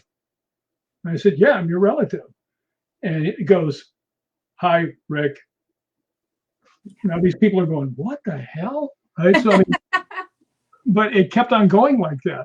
And I said, I need to ask you a question because this will prove to me that you're my relative. I said, did you really dress a baboon up like Satan and turn him loose into the club? Right? I said, the reason I ask is because I would have done something like that. Yes. And then it for like 30 seconds, it doesn't say anything. And then it went, baboon. Now, where in the where in the course of 3 minutes can you get that kind of interaction? I'm sold. I'm sold. All right, here's what we're going to do. You're going to talk to the people because I'm going to go talk to the water pitcher. I can do that. Don't try this at home. I'm a professional. Just kidding. But I am so excited because I have never been to Ireland at all. And it's so legendary. I know that he is planning going to places relevant to the Quiet Man. And I know that that's going to be one of his favorite things ever. But we are going to be getting into Dublin. We're going to spend some time touring around there, which I'm very excited about. I want to see the river. I want to go to Stephen's Green. I want to see just some things that I've read about over the years, which makes him crazy because that's why we're going to Croy. I read about it all my life. But anyway, another story. When we get over there, I think that I'm going to be so excited because May Herndon, who owns the business, is from Sligo, but she has recently become a naturalized American citizen. She is married to an American, so she is a dual resident. She knows Ireland like the back of her hand, and she is so truly professional. I'm looking forward to this. It's one of the things that I didn't anticipate doing, but I didn't anticipate going to Scotland either, and the connection that I was going to have there. So I'm looking forward to what's going to be in Ireland because I do have Irish heritage. I have Scottish as well, but my Irish is stronger. And I'm also Welsh. So I think that's going to be fun when we get over on that part of the world. I'm talking about May and her dual citizenship now and her background in Sligo, where we're going to be spending some time. And that you're probably going to be going to places relevant to the Quiet Man when you have your own time there. I don't think I'm actually going to go there because I found out it's would be a little more expensive than I wanted to pay for it, and there's really not that much left of it. I Okay. mean, there's still the bar is still there. They took the building that was his house and they put it into a museum, which to me Oh, kind of takes some of the effect away. yeah. But yeah, it's would cost a fair amount of money and probably take a half an hour to see the whole thing. So I just kind of blew that off. One of these days, I'll be up in that neighborhood for something, and I'll look then. Might as well. Yeah. Well, she also says we're going to some other places, so maybe we're up near there on some of these. Well, let her rip, Tater Chip. Well, here's the places that we're going to go to because it says Lep Castle, Wicklow Jail. We'll go to the north of Ireland, visiting Crumlin Jail, the famous Giant's Causeway, and so much more. You visit the east and south also, visiting Hellfire Club, Rock of Cashel, Spike Island, and you will sleep in an authentic 17th century castle before you fly home. So that sounds pretty dang good. Well, I'm really excited to see Belfast. I'm I'm really excited to see Stephen's Green and the Liffey River in Dublin. I'm and don't tell me we're not going there because we will. And I didn't see it listed on here though. well, we start in Dublin Okay. because that's where we fly into. Well, okay then. And I mean, it's not some place that I have to go and put my feet in that river because that river flows through a city. But I know you're shocked. I'll find water there to put my feet in somewhere. Do your listeners understand this little thing that you have What?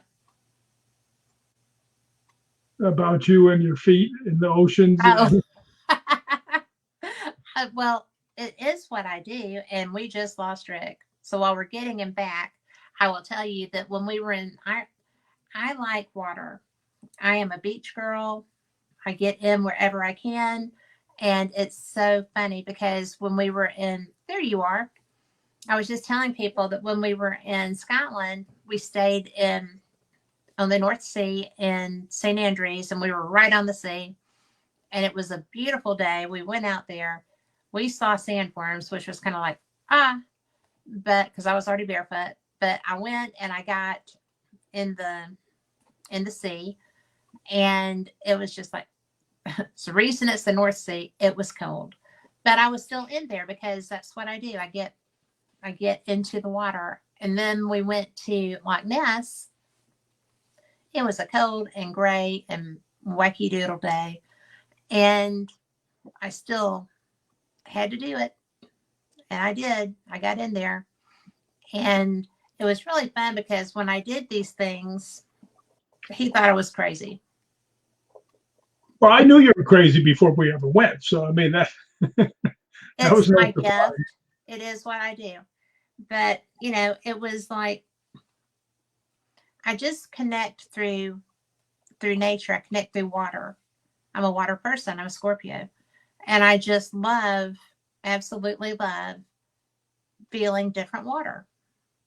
And so now I have been in Loch Ness in the North Sea, and I didn't have to go all the way in because I didn't have a suit. Or that day at the North Sea, it was so nice and toasty. I might have thought about that because everybody Scottish was in the water. But, it was just kind of a very nice, to me, it's a really neat way to kind of become part of somewhere. Well, you've got to get into the swimming pool. I do need to get into the swimming pool at St. Andrews because that also is the North Sea, obviously, but it would just be so safe because of how it's made. It's part of the St. Andrews campus, really, and it's where the kids go to swim and the locals, I guess. But there were people swimming when we were there with Gregor. When we Yeah, were there. there's always somebody out there swimming. Yeah. And it's actually in the North Sea. It is. And it's just. And the pool area is cut out of the coral. Yeah, it's pretty cool. It is cool.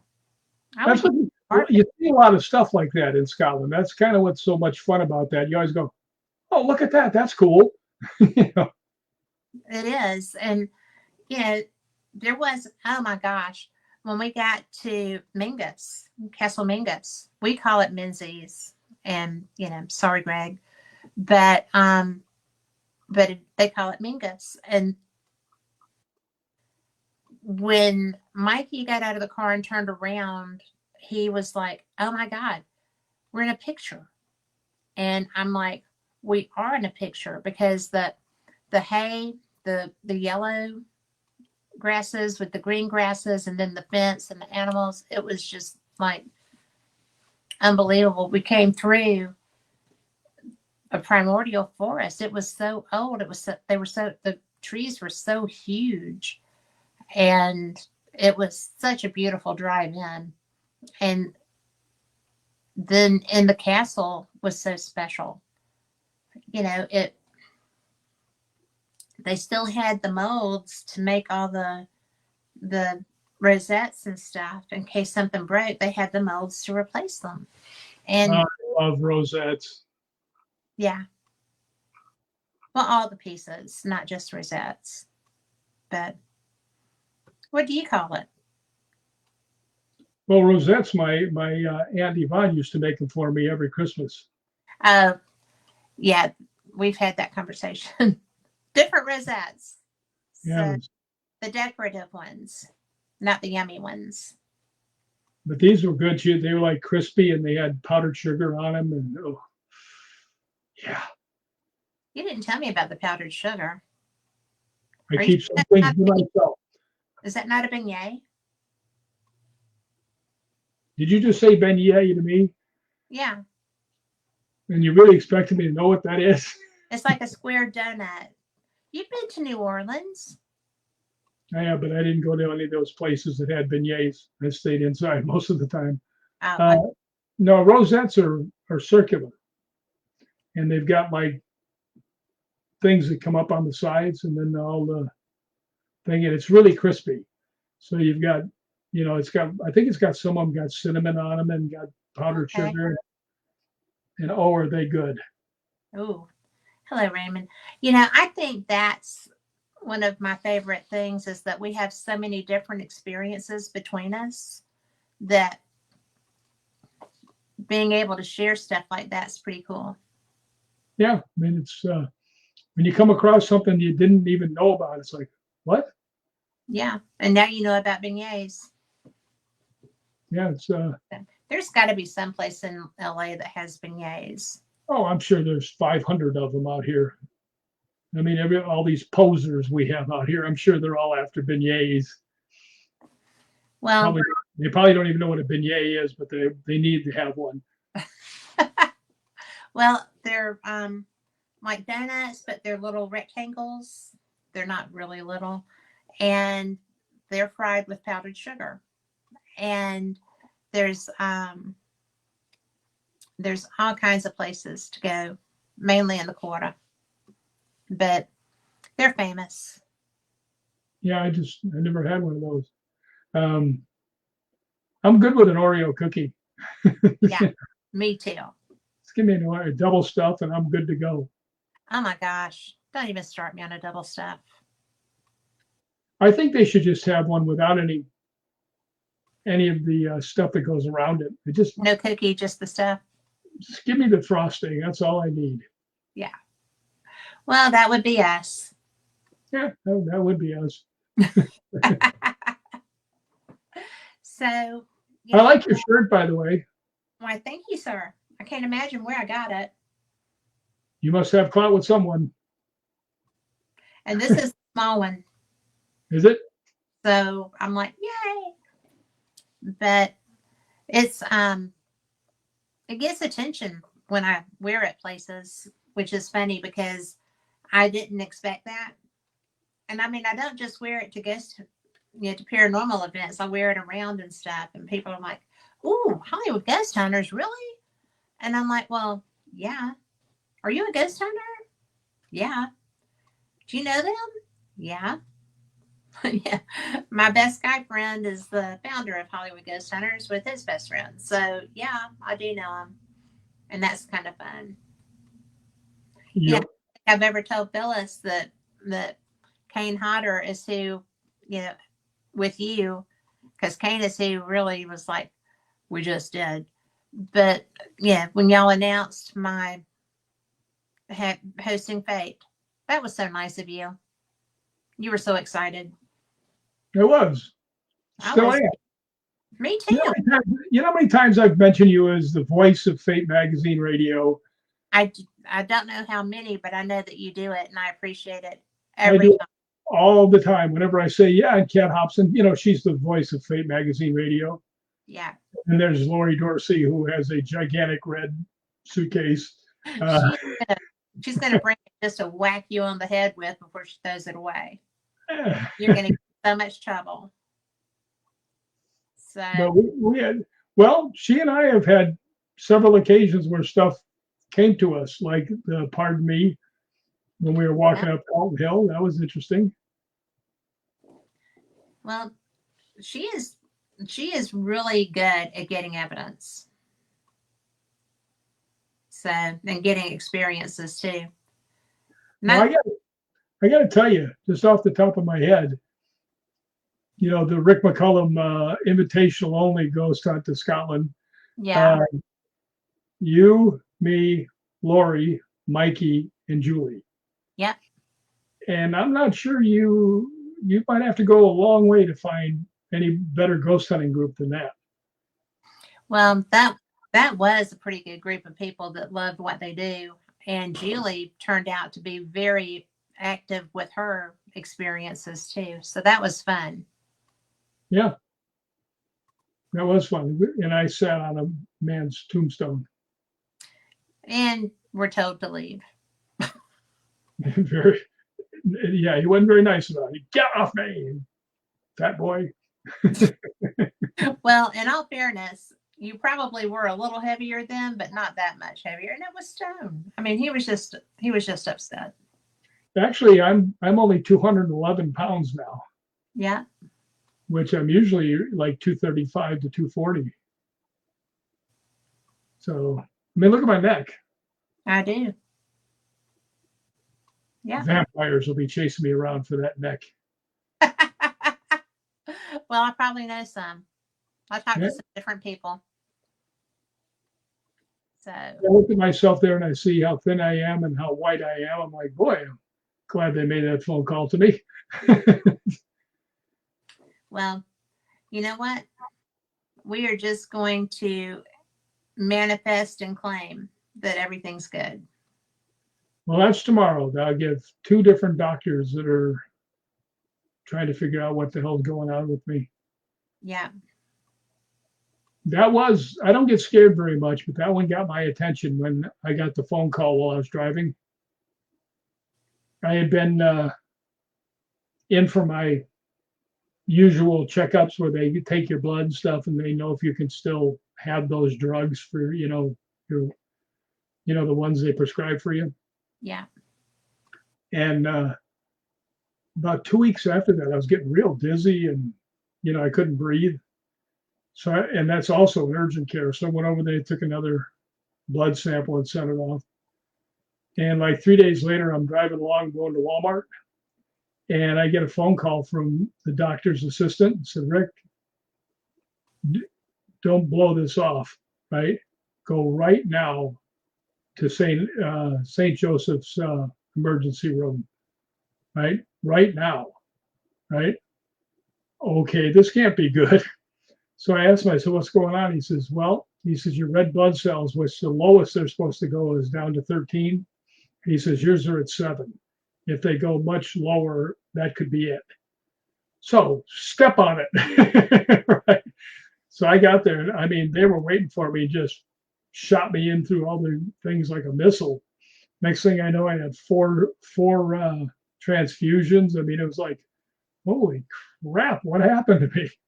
Right. But they still don't know what it is. So tomorrow I'm going to a person with the hemoglobin and the oncology, and then the gastroenteritis person is calling me at 3 to tell me what they found in the stuff. So hopefully they say you need a couple aspirins and you'll be good to go. Yeah. Well, we're just going to claim that that's not scary and that it's handled well and that it's not as scary as you think it might be. no, whatever it is, what it is. Well, and whatever it is, you're going to deal with and get through because you know what? Me and David are going to be right there for you. And so is everybody. Right there, you pointed at him right there, the green guy. No. Oh. That's Al. You mean that poker playing guy? No, yeah. David's on the other side of the wall I pointed at. Yeah, there's just one word in all of this that I just really don't like hearing. I know. So we'll find out because when you lose a lot of weight, your blood's going down. Find out what it is. Well, that's why you got to go. Yep. And I am going to tell you that I'm so proud of you because you might be a little stubborn. Maybe a little bit. Maybe a lot. And I like that you're actually listening to doctors. Even if you didn't listen to me when I was jumping up and down and like having a fit, that you needed to go. I did go. Eventually. Well, yeah. Eventually. Don't even try that. But you did go. And thank you for doing that because you know what? I could have been the end of everything if I hadn't gone then to get them to check. I think you knew that before you went. I think that's why you went. Yeah, I was pretty much convinced that it was getting pretty rough when you can't walk up one flight of steps. Well, So, that was not new. You had been there for a week or two.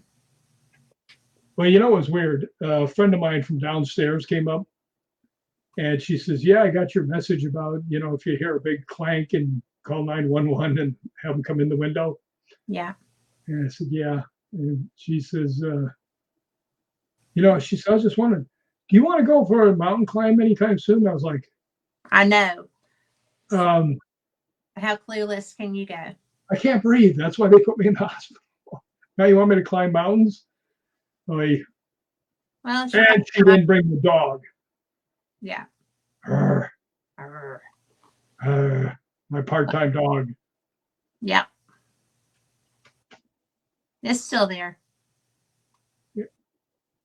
I was just pounding it down because it has a tendency to go. That's not a good look for me. Well, I don't think that's a good look for anybody from doctors to nurses to ghost hunters. So it's it is what it is. So what part Yes, Ireland are you the most excited about? probably the causeway. Me too. I can't wait to see that. Yeah, that, and also once again the Hellfire Club, Yeah. I'm because pretty that did have some pretty good stuff. And this time I'll have my own recorder. So well, we'll all have our own recorder. I can't wait. We're gonna have so much. one thing you have to know about the Hellfire Club, Mhm. it's probably half a mile up a hill. Cool. And then you got to walk back down the thing, which was pouring rain when I I have was a great walking back. raincoat. And this was actually right after I blew out my knee. So trying to get up the hill and really trying to get down with the, Down is harder. yeah, that was, well, this one girl walked with me and, made sure I stayed upright. So that was pretty cool. It is pretty cool. Yeah, people are so nice to you. You always say that your superpower. It is my superpower. People are real nice to me. You've seen it all the time. Well, I have, but I think that it's I think that you're so nice is also your superpower because people respond to you in kind. And I'm glad of that because everybody needs that. Well, especially me, because I'm alone almost all the time. Yeah. So it's always nice to, I always like it when I go into Denny's and they come up, they go, "Rick, the usual," and when I go into Gelson's and like 5 or 6 different people who work there come up to Yeah. talk to me, that's always cool. It So, is cool. and I always ask them questions like, I said, "Have you got the blow up dolls in yet?" Not Well, yet. Come on. in Chorus, you're known as the disgruntled man. Well, that is true. So you're That not is, rolled over. yeah, yeah. It was We were all disgruntled in Chorus. it was Linda Whiteford's fault. No, actually, it really wasn't. But She's so wonderful. that mook gave me a dirty look and said something across the bar. And I said, "You really want to go there again? Huh? Here." Yeah. Yeah. And then the owner of the place goes, "Wait a minute, I know you." And I said, "You do?" And he goes, "You're the disgruntled man." I was like, "Does that come with a cape or anything?" Well, we were disgruntled that day. Yeah. That Yeah, we had was, a nice argument right in front of the bus too. yeah, You know, it's so funny. I don't think the people on the bus realized how much I was fighting on their behalf all the time. probably not. I mean, they wanted to just walk off from Roslyn Chapel without going to the graveyards, the castle. Yeah. That was crazy because that was absolutely our first insurrection. Yeah, So we were good at it. we built our skill as it was necessary. Well, we had backup. We had Jay, Natalie, Mikey, Julie. Yeah. You know, three of my cousins, which Yeah. are like their own army by themselves. Yeah. It was a good group of people in the Oh, back. yeah. Yes. And then you had Kathleen.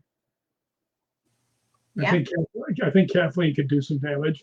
I would take Kathleen on my team any day. Yeah, me too. So I sent her a Instagram thing today because there was a little girl that was learning how to show her pony. Yeah. And I'm like, this reminds me of Kathleen. So I Yeah, don't know how she started with horses, but if she was a little girl, that would have been her. yeah, there's so many pictures of her with horses all the time out. You know, she's out running around with them. So Yeah. But you know, it's really, and I mean, we're talking a big time TV producer and loves her horse. So yeah, I mean, it's well, why wouldn't you love your horse? Your horse loves you. absolutely. And you know, we really were an eclectic group of people on that tour. And those were not the people I would have treated that way if I were a business person No, trying to do something in the paranormal field. They asked me one of the talent down in Tombstone, Mm-hmm. and I won't say her name, but he Right. said, "Didn't you? Weren't you the talent for one of this girl's things?" I said, "Yeah." And he goes, "Would you suggest it?" I said, "Well, if you're going to do it, make sure you get everything in writing twice." Yeah. You know. Yes. Well, you know, if you've never run a business, especially a client-based business, then you think that you're it, right? But if you're running a business that is client-based, it can't be about you. No, it's got to be about who's there paying the money. Yeah, and it's got to be about doing what you contracted to do. And I always laugh and say that, you know, under no circumstances should you ever seek a mysterious adventure, but it doesn't seem to be different from what I've heard. So there's that. And I just, you know, we were so fortunate that we were the type people and that you had the contacts you had that we were able to still do stuff. But that's why I'm so looking forward to going on this trip to Ireland with May, because I do know that She'll know every single person on the island. well, she will. I mean, she grew up in Sligo and we're going there. Yeah, And, she'll you know know, everything. we're going to close out with a night in a castle. How bad is that? And Right? I guarantee you that her and the Laird of Lep Castle will sing and play their instruments in Oh, the I'm betting morning. on that. May is the Irish folk singer, and she's very well known. So that'll be something to look forward to too. And you can find her on Facebook and listen to her. It's May, Mai, Herndon, Herndon. Right? That's right, Yeah, right? yeah. And she is a wonderful singer, and she does tours. Um, she's really great. Well, So, the other guy, the guy that owns the place, Sean, his name is, he yes, plays the whistle. yes, So, and really something when you hear him. So there's, you and know, you're going to be able to take something from everywhere we stop. yep. I'm going to go for a lady's purse because I'm running out of money. Uh, You're so fun. I had a rough upbringing. What can I tell you? Well, it's never boring. No, that was for sure.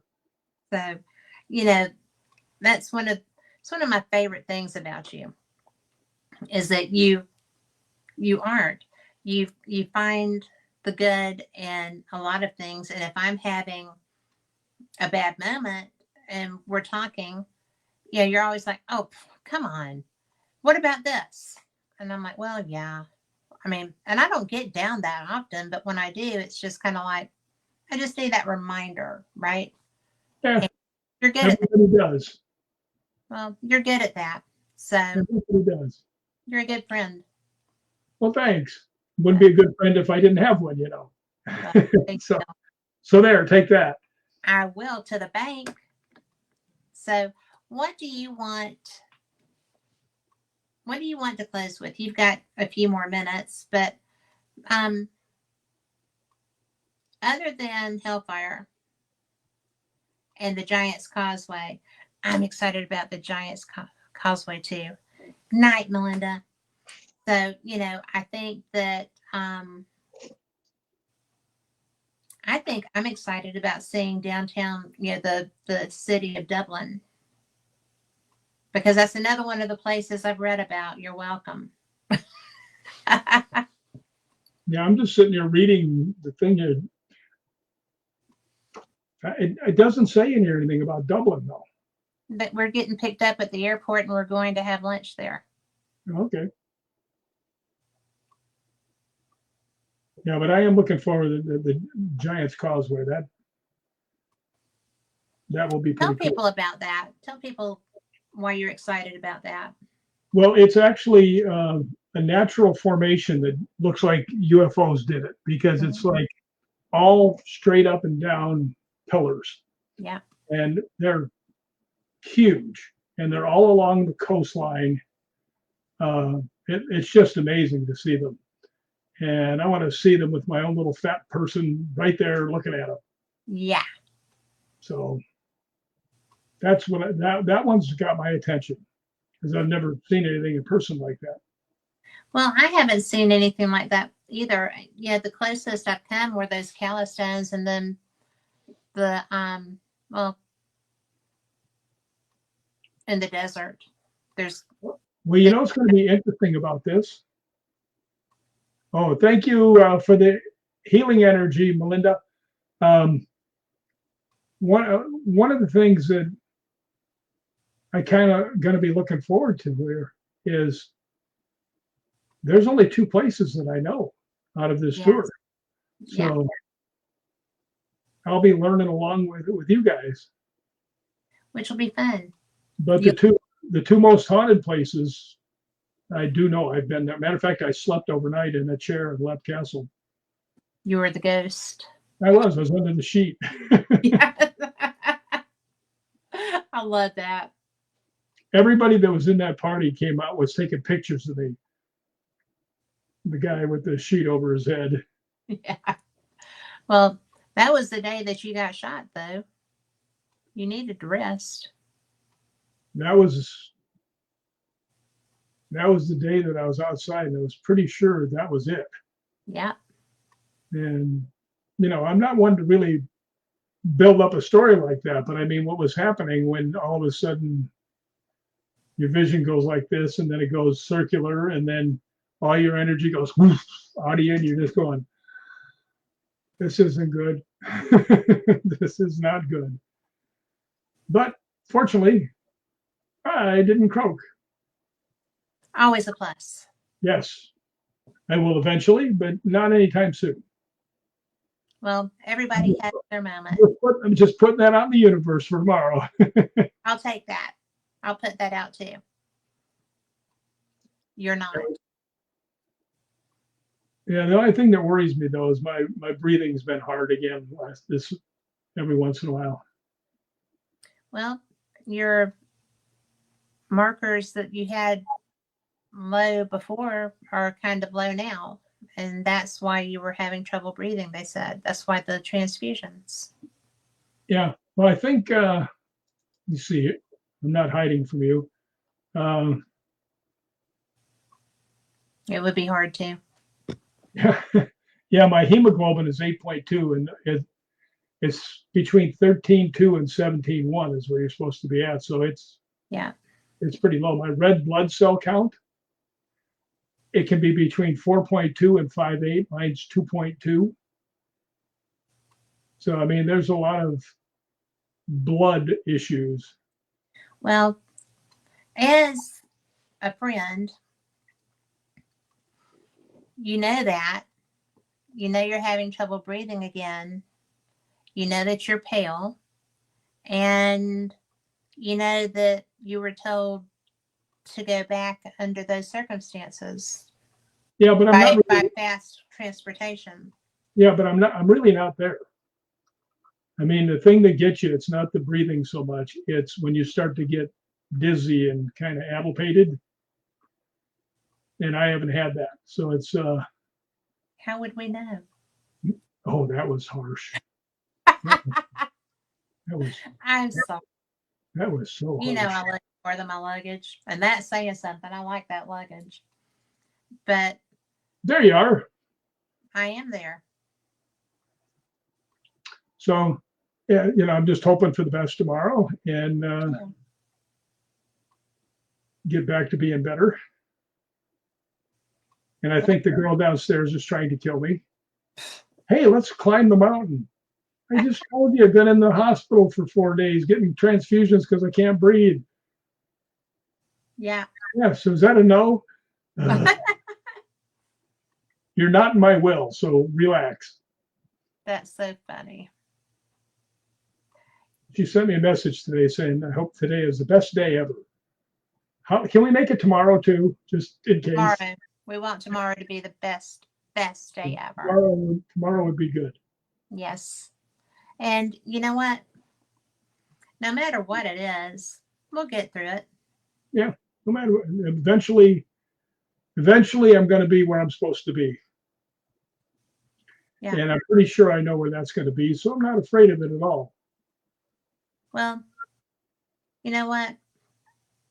I just know that you've got such faith. I do. You're one of the strongest people I know, and you have very great faith. And you know what? Almost none of my friends would describe me that way because I don't really share much with them. I know you. Yeah, you kind of sneak in there every once in a while. I don't know how you do it. You threaten me with the girl with the giant suitcase. I know what's going on. Yeah, you don't want us out there.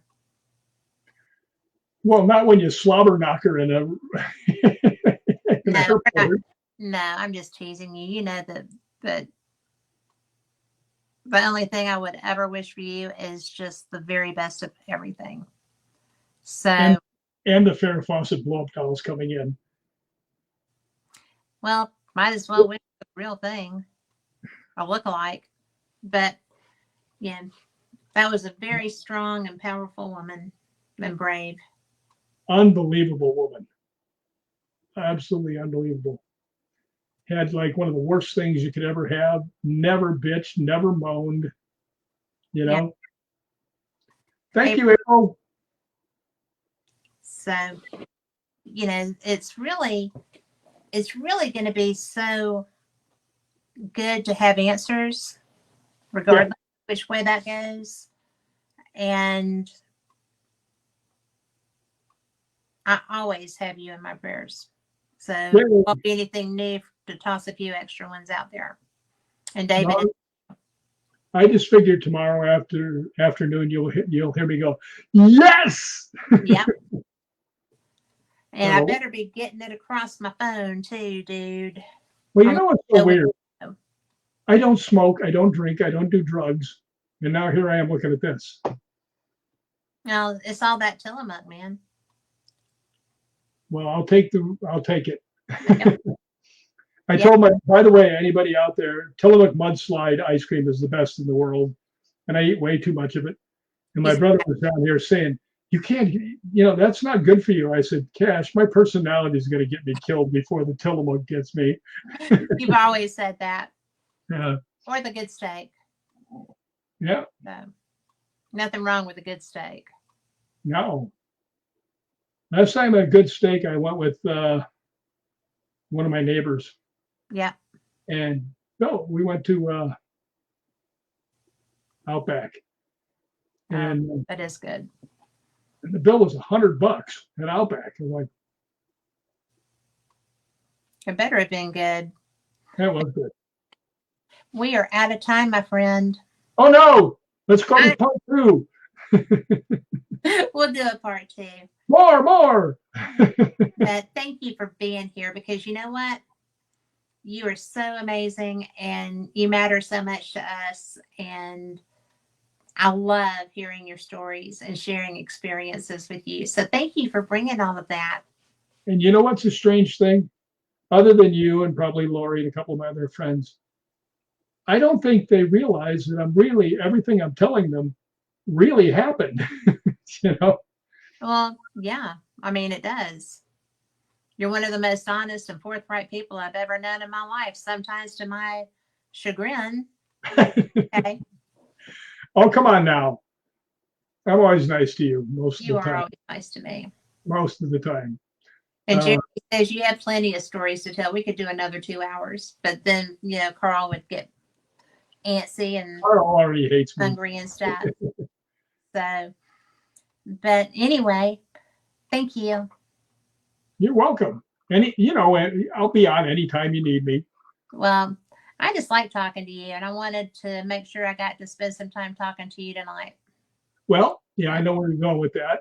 Thank you. What was I just going to say? There's no telling. Oh, when do you need Jeremy's stuff? He's on Sunday. So tomorrow will be fine? Tomorrow's fine. Okay. And you sent me the whole deal? I did. Where? Email, I believe. Okay. That's always the best one. Yes. So, and thank you for that too. Well, it's not that big of a deal. I just wish my damn thing worked better. Well, I just love that you do it, and I appreciate it. He makes my graphics, just so you know. And I have Jeremy York on with me on Sunday on Fate Mag Radio. So that's going to be a lot of fun. And it looks like Rick, his fingernail slipped. So we will be back next week. There you are. I have a tendency to just fade away into the I distance. told him that your fingernails just slipped. So, but They're not pink today. there you go. It's not Saturday. That's true. So thank you everyone that's listening. I'm so glad that y'all got to enjoy Rick with me. He is one of my favorite humans on the whole planet. And oh dear, he's listening. His head's going to swell. But I thought you were looking at something. But anyway, thank you so much. We'll see you next week. Same cat channel, same cat time. Bye, Carl. Bye. Good night. Good night.